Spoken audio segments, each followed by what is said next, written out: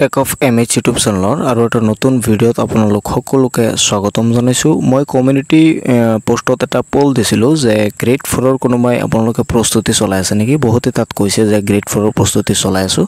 গতিকে মই যেহেতু গ্ৰেড 3 আৰু গ্ৰেড 4ৰ প্ৰিপাৰেশ্যন চলাই আছোঁ, গতিকে মই ভাবিলোঁ যিখিনি কুৱেশ্যন মই পঢ়ি আছোঁ গ্ৰেড 4ৰ কাৰণে সেইখিনি আপোনালোকক দিবলৈ চেষ্টা কৰোঁ। গতিকে আজিৰ এই ভিডিঅ'ত মই আপোনালোকক সেইখিনি কুৱেশ্যন দিবলৈ চেষ্টা কৰিম। ভিডিঅ'টো সম্পূৰ্ণৰূপে চাব। মই ADRE 2.0ৰ কাৰণে এইটোৱেই প্ৰথম ভিডিঅ' বনাই আছোঁ, আগতে কেতিয়াও বনোৱা নাই কৰিম। গতিকে আজিৰ এই ভিডিঅ'টোৰ প্ৰথমটো কুৱেশ্যন আপোনালোকে হয়তো স্ক্ৰীনত দেখা পাইছে যে বিশ্ব পৰিৱেশ দিৱস পালন কৰা হয়। ইয়াত 4টা অপশ্যন দিয়া আছে: 11 জুলাই, 5 জুন আৰু 17 জানুৱাৰী আৰু 20 জুন। ইয়াৰ শুদ্ধ এনচাৰটো বি নম্বৰত দিয়া আছে। 5 জুন হ'ব ইয়াৰ শুদ্ধ এনচাৰ। আপোনালোকে গ্ৰেড 4ৰ কাৰণে এনেকুৱা লেভেলৰ কুৱেশ্যন চাব, ইমান টান কুৱেশ্যন চাবলৈ নাযাব, কাৰণ গ্ৰেড 3ত এইবাৰ ইমান টান কুৱেশ্যন অহা নাই HS লেভেলৰ, যিহেতু গ্ৰেড 4। গতিকে HS লেভেলতকৈ আৰু সহজ কুৱেশ্যন দিবলৈ তেওঁলোকে দিব। গতিকে আপোনালোকে এনেকুৱা লেভেলৰ কুৱেশ্যন চাব। প্ৰথম 2 নম্বৰ কুৱেশ্যনটো আপোনালোকে হয়তো দেখা পাইছে যে অসমত ৰাষ্ট্ৰীয় উদ্যানৰ মুঠ সংখ্যা হ'ল, অপশ্যন দিয়া আছে 7খন, 5খন, 3খন আৰু 8খন। ইয়াৰ শুদ্ধ এনচাৰটো বি নম্বৰত দিয়া আছে, অপশ্যন হ'ব 5খন। তাৰপাছত আপোনালোকে 3 নম্বৰ কুৱেশ্যনটো হয়তো দেখা পাইছে স্ক্ৰীনত, মই আপোনালোকক দেখুৱাবলৈ চেষ্টা কৰিম যে পৰিৱেশ সংৰক্ষণ আইন বলবৎ হয়। 4টা অপশ্যন দিয়া আছে। ইয়াৰ শুদ্ধ এনচাৰটো চি নম্বৰত দিয়া আছে। 1986 চনৰ 19 নৱেম্বৰত পৰিৱেশ সংৰক্ষণ আইন বলবৎ কৰা হয়। ইয়াৰ শুদ্ধ এনচাৰটো চি নম্বৰত দিয়া আছে। আপোনালোকে এনেকুৱা লেভেলৰ কুৱেশ্যন চাব। তাৰপাছত 4 নম্বৰ কুৱেশ্যনটো হয়তো আপোনালোকে দেখা পাইছে বিশ্ব পৰিৱেশ দিৱস পালন কৰা হয়। এই কুৱেশ্যনটো 1 নম্বৰতে দিয়া আছে, ৰিপিট হৈ গ'ল আকৌ, গতিকে এইটো চাব নালাগে। 1 নম্বৰতে দিয়া আছে, আপোনালোকে হয়তো দেখা পাইছে। তাৰপাছত 5 নম্বৰ কুৱেশ্যনটো আপোনালোকে হয়তো দেখা পাইছে যে জীৱদেশৰ কোষ আৱিষ্কাৰ কৰে। ইয়াত 4টা অপশ্যন দিয়া আছে। ইয়াৰ ভিতৰত আপোনালোকৰ শুদ্ধ এনচাৰটো হ'ব এ নম্বৰত দিয়া আছে, ৰবাৰ্ট হুকে কোষ আৱিষ্কাৰ কৰিছিল। আপোনালোকে হয়তো বহুতে জানে। এনেকুৱা লেভেলৰে কুৱেশ্যন চাব আপোনালোকে। গ্ৰেড 4 যিহেতু ইমান ওপৰত চাবলৈ নাযাব, গ্ৰেড 4ৰ কুৱেশ্যন ইমান টান কুৱেশ্যন নাহে, গতিকে এনেকুৱা লেভেলৰে কুৱেশ্যন চাবলৈ চেষ্টা কৰিব। আৰু কেনেকুৱা ধৰণৰ আপোনালোক কুৱেশ্যন লাগে, জিঅ'গ্ৰাফিৰ ওপৰত লাগে নে আছাম হিষ্ট্ৰীৰ ওপৰত লাগে বা ছায়েন্স জিকেৰ ওপৰত লাগে, জেনেৰেল ছায়েন্সৰ ওপৰত লাগে বা মেথছৰ ওপৰত লাগে, আপোনালোকে কমেণ্টছ কৰিবলৈ নাপাহৰিব। মই যিমান পাৰোঁ, যিখিনি মই প্ৰিপেৰেশ্যন কৰি আছোঁ সেইখিনিৰ ভিতৰৰ পৰা আপোনালোকক মই দিবলৈ চেষ্টা কৰিম, যিমানখিনি সময় মই উলিয়াব পাৰোঁ। তাৰপৰা মই আপোনালোকক কুৱেশ্যন প্ৰিপেয়াৰ কৰি আপোনালোকক দিবলৈ চেষ্টা কৰিম। তাৰপাছত 6 নম্বৰ কুৱেশ্যনটো আপোনালোকে হয়তো দেখা পাইছে, সবাতোকৈ ক্ষুদ্ৰ অণুজীৱ হ'ল, 4টা অপশ্যন দিয়া আছে, বেক্টেৰিয়া, ভেঁকুৰ, ভাইৰাছ।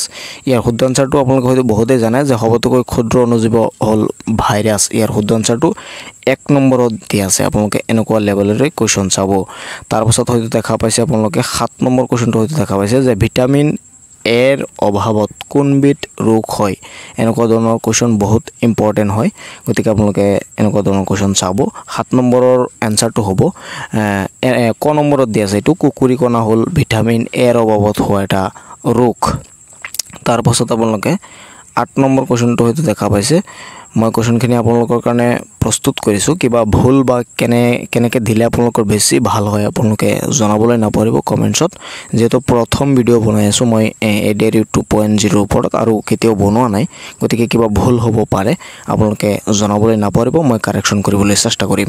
তাৰপাছত 8 নম্বৰ কুৱেশ্যনটো আপোনালোকে হয়তো দেখা পাইছে যে বনৰীয়া ঘোঁৰা পোৱা একমাত্ৰ ৰাষ্ট্ৰীয় উদ্যান হ'ল পবিতৰা, ডিব্ৰু-চৈখোৱা, নামেৰি, কাজিৰঙা। ইয়াৰ শুদ্ধ এনচাৰটো আপোনালোকে হয়তো বহুতেই জানে। খ নম্বৰত ইয়াৰ শুদ্ধ এনচাৰটো আপোনালোকে পাই যাব। ডিব্ৰু-চৈখোৱা হ'ল বনৰীয়া ঘোঁৰা পোৱা একমাত্ৰ ৰাষ্ট্ৰীয় উদ্যান। তাৰপাছত আপোনালোকে 9 নম্বৰ কুৱেশ্যনটো হয়তো দেখা পাইছে ইয়াত যে সূৰ্যৰ পৰা পোৱা শক্তিৰ নাম কি। সূৰ্যৰ পৰা আমি যিটো শক্তি পাওঁ সেই শক্তিটোৰ নাম কি? বায়ুৰ শক্তি, জলশক্তি, সৌৰশক্তি, গেছৰ শক্তি। আৰু সূৰ্যৰ পৰা যিহেতু শক্তি পাওঁ, গতিকে এই শক্তিটোৰ নাম হ'ব সৌৰশক্তি। এনচাৰটো চি নম্বৰত দিয়া আছে, আপোনালোকে হয়তো দেখা পাইছে। ইয়াৰ শুদ্ধ এনচাৰটো আপোনালোকে চি নম্বৰত পাই যাব। তাৰপাছত আপোনালোকে হয়তো যিটো 10 নম্বৰ কুৱেশ্যন আছে, পৰৱৰ্তী 10 নম্বৰ কুৱেশ্যনটো আপোনালোকে হয়তো দেখা পাইছে যে কাৰ্বন ডাই অক্সাইড উদ্ভিদৰ কাৰণে কি কাম কৰে। কাৰ্বন ডাই অক্সাইডে উদ্ভিদৰ কাৰণে কি কাম কৰে এইটো আপোনালোকে জনাব লাগে। অপশ্যন দিয়া আছে ৰোগ প্ৰতিৰোধ কৰে, শক্তি যোগায়, খাদ্য প্ৰস্তুত কৰে, অক্সিজেন উৎপন্ন কৰে। তো ইয়াৰ ভিতৰত আপোনালোকৰ শুদ্ধ এনচাৰটো চি নম্বৰত দিয়া আছে, কাৰ্বন ডাই অক্সাইডে উদ্ভিদত খাদ্য প্ৰস্তুত কৰে। আপোনালোকে 11 নম্বৰ কুৱেশ্যনটো আপোনালোকে হয়তো দেখা পাইছে।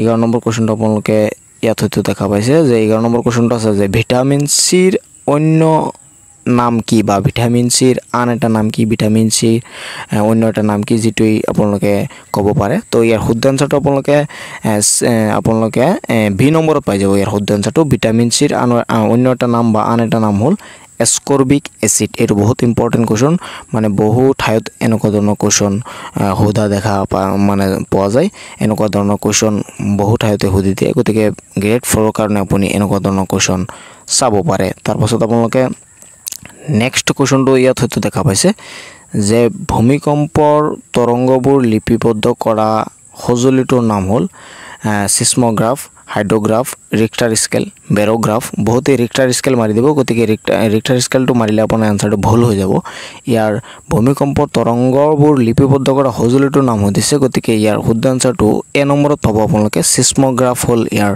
শুদ্ধ আনসাৰ তাৰ পাছত আপোনালোকে হয়তো দেখা পাইছে নেক্সট যেটো কোৱেশ্চন হেতু কোৱেশ্চন আপোনালোকে হয়তো ইয়াত দেখা পাইছে যে সূৰ্যৰ আটাইতকৈ ওচৰত থকা গ্ৰহটোৰ নাম কি বহুত ইম্পৰ্টেন্ট কোৱেশ্চন আপোনালোকে চাব সূৰ্যৰ আটাইতকৈ ওচৰত থকা গ্ৰহটোৰ নাম এ নম্বৰত দিয়া আছে মাৰ্চ পৃথিৱী বুধ আৰু শুক্ৰ গতিকে ইয়াৰ শুদ্ধ আনসাৰটো আপোনালোকে সি নম্বৰত পাই যাব সূৰ্যৰ আটাইতকৈ ওচৰত থকা গ্ৰহটোৰ নাম হ'ল বুধ গ্ৰহটো সূৰ্যৰ আটাইতকৈ ওচৰত থাকে তাৰ পাছত নেক্সট কোৱেশ্চনটো আপোনালোকে দেখা পাইছে ইয়াত নেক্সট কোৱেশ্চনটো হ'ল যে বুধ গ্ৰহৰ এটা দিন পৃথিৱীৰ কিমান দিনৰ সমান এই কোৱেশ্চনটো ইম্পৰ্টেন্ট বুধ গ্ৰহৰ এটা দিন পৃথিৱীৰ কিমান দিনৰ সমান এটো জনা দৰকাৰ ইয়াৰ শুদ্ধ আনসাৰটো আপোনালোকে বি নম্বৰতে পাই যাব ইয়াৰ শুদ্ধ আনসাৰটো হ'ল 59 দিন বুধ গ্ৰহৰ এটা দিন পৃথিৱীৰ 59 দিনৰ সমান হয় ইয়াৰ শুদ্ধ আনসাৰটো বি নম্বৰত দি আছে তাৰ পাছত আপোনালোকে নেক্সট যেটো কোৱেশ্চন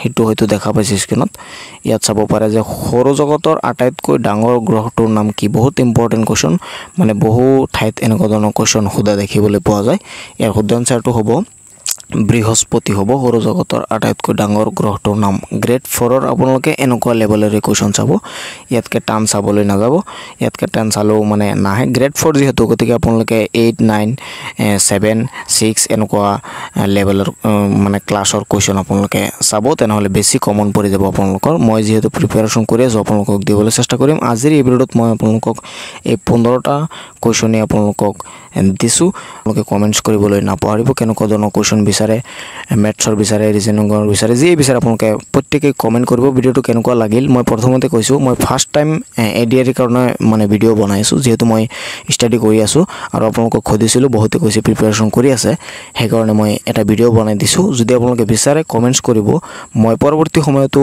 আৰু ভিডিঅ' দিবলৈ চেষ্টা কৰিম যিখিনি মই সময় পাও বা চেষ্টা কৰি আপোনালোকক দিবলৈ চেষ্টা কৰিম চেনেলটো সাবস্ক্ৰাইব কৰি ৰাখিব পৰৱৰ্তী ভিডিঅ'ৰ নটিফিকেশন পাবলৈ ভিডিঅ'টো শেয়াৰ কৰি দিব যিমান পাৰে মই যেহেতু প্ৰথম ভিডিঅ'টো বনাইছো গতিকে শেয়াৰ কৰিবলৈ নাপাহৰিব যাতে সকলোৱে চাব পাৰে আৰু মই বাৰে বাৰে কৈছো কমেন্টছ কৰি জনাবলৈ নাপাহৰিব আপোনালোকৰ কিবা প্ৰবলেম আছে থাকিলে জনাব কি বিচাৰে আপোনালোকে জনাবলৈ নাপাহৰিব লগ পাম পৰৱৰ্তী ভিডিঅ'ত চাই থাকিব আপোনালোকৰ আপোন চেনেল টেক অফ এমএচ